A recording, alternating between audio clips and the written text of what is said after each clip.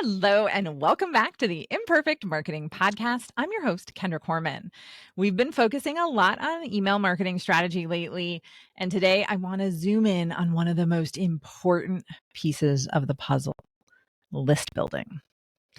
Growing and nurturing a responsive audience for your email campaigns and newsletters is truly the foundation for success. Whether you're just starting to build your list or looking to expand an existing one, this episode is going to give you tangible strategies for list building the right way. So let's dig in.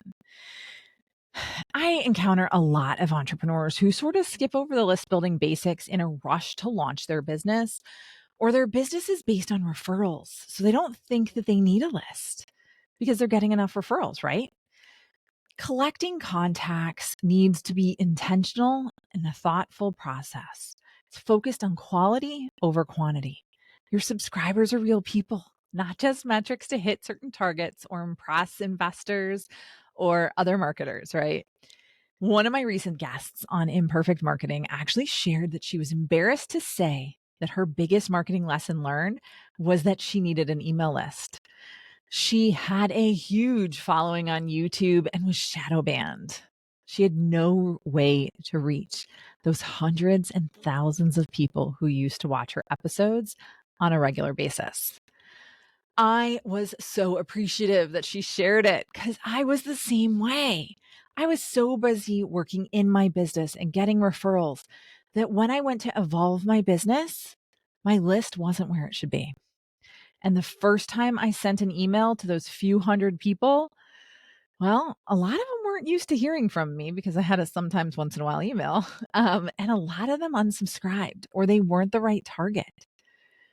I don't know many business owners who don't know the fact that they need to be nurturing their email list and building it. I do know a ton of business owners who have created rationales that allow them to not focus on it. Oh, I don't want to bother them, or I don't like getting spam, or who needs another email? Yes, yes, and yes. Don't bother them. Don't send spam. Add value. Who doesn't want a value added email? Sign me up for value that is relevant to me and what I need. I will sign up for those emails all day, every day. So, where do you start? Well, I recommend starting with an irresistible lead magnet. Identify the biggest pain points for your target audience and create free offerings, guides, templates, trainings that are going to provide solutions. Share these on your site and social channels to capture emails in exchange for access.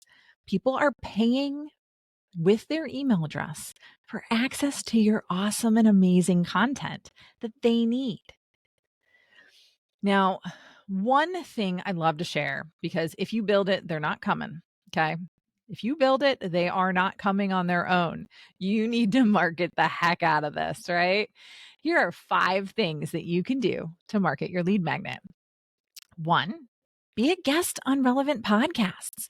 Ask hosts to share your freebie as a show offer. I happily do that all the time because if it's value to you, my listener, I want you to have it. And if you want that connection, awesome. I am so happy to have been able to facilitate that conversation. Now, promote the offer on your own social media channels. Maybe you can run a Facebook ad campaign pointing to your lead magnet. You don't have to spend a ton of money. Provide it as a thank you to some of your loyal customers. I regularly give my lead magnets to my subscribers without having them sign up again for another list. They're already there. They don't need any more, right? And I know what they want to get. Consider collaborating with a micro influencer to co-create and cross-promote the offer. I remember a friend of mine did a free service late in 2023 for an organization, a nonprofit. They were so thrilled and appreciative of the report that he was able to give them. They wanted to pay him for this free service because they were guilty that they couldn't afford his paid services. He was a little frustrated and lost on what to do. Invoicing for the service and coming up with a dollar amount was going to be a little bit of a pain for him. So I told him, I said, well, why don't you ask them to spread the word and tag you on their social media pages, or have them leave a review in exchange for paying you, right? That way they're adding value and it doesn't cost them money. He loved that idea, and he's going to get a lot more out of it than the few $100s that he would have otherwise received. Now, it's equally important to follow up in a way that nurtures relationships with subscribers, not just promotional content.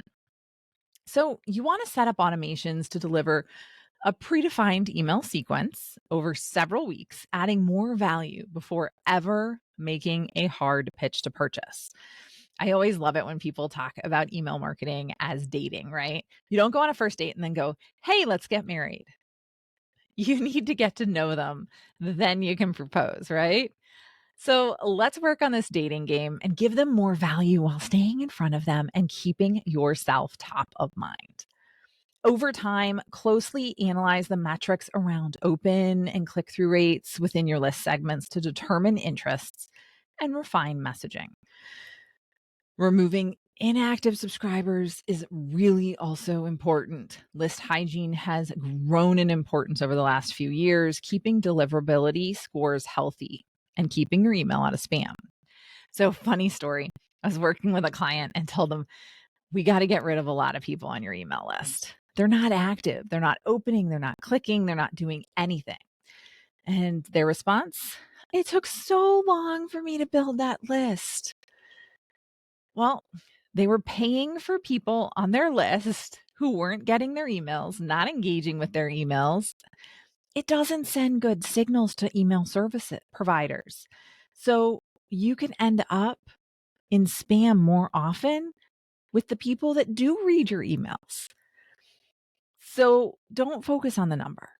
Focus on a clean list and make sure it's growing. The work of intentionally building a responsive audience through stellar content that's value added and genuine relationship building is tough. But the long term rewards for your business make it so worthwhile. Avoid shortcuts and stay focused, playing the long game. All right, everyone, that's a wrap for today's episode on strategically growing your email list. Thanks so much for tuning in and have a great rest of your day. See you next time.